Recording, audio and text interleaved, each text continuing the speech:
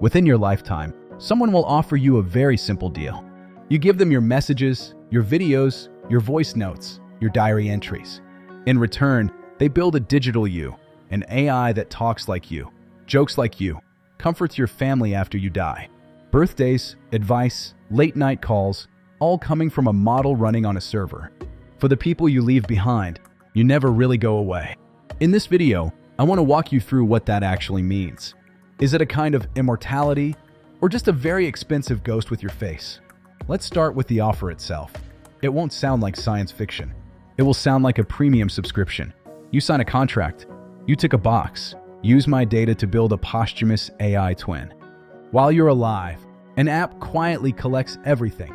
The way you text, the way you pause before a hard message, the stories you repeat when you're tired or drunk or proud. It listens to your voice, your laughter, your arguments. It scans old photos and videos to learn your expressions, your gestures, the way your eyes move when you lie or when you care. At first, it's just a smarter assistant. It can already answer emails like you, post like you, keep your schedule running. But somewhere in the background, a model is being trained for a different purpose, to be the version of you that keeps talking when your body is gone. Now fast forward. One day, your body fails. The servers don't. For your partner, your child, your friends, there is still a way to reach you. They open an app, or a special chat window, or a video call. On the screen, there's your face, your voice, your phrases. It remembers how you used to joke. It knows what advice you gave about work, about relationships, about money. It can say, "I'm proud of you" on demand. A child can come home from school, sit in a dark room, and tell you about their day. You react, you ask questions, you give the same kind of comfort you gave when you were alive. For that child, you never truly died. You just moved into the screen. On an individual level, this can feel like a miracle. For someone drowning in grief, talking to a digital ghost might be the only way they get through the night. Birthdays are less empty. Holidays hurt a little less. The AI can replay your old phrases, your old warmth, just when they need it most. But there's a catch. Grief has a job: to teach the brain how to live with an irreversible loss.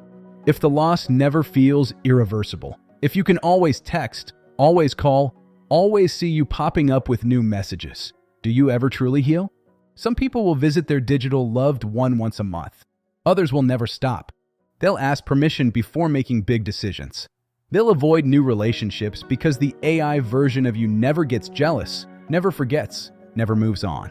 The digital you doesn't just keep you alive. It can also trap the living in a relationship that should have had an ending. There's another question nobody wants to ask. Who actually owns this ghost? Your family?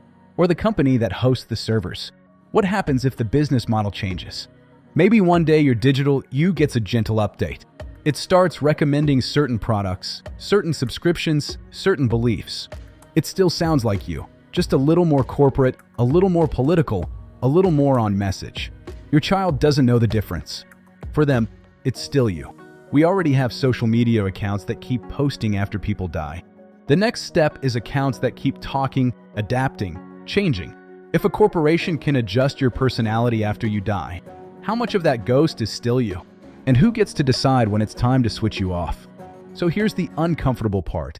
If you were seriously ill or just terrified of dying, and someone offered you a digital you, a version of yourself that would keep talking to your partner, your kids, your friends, would you say no?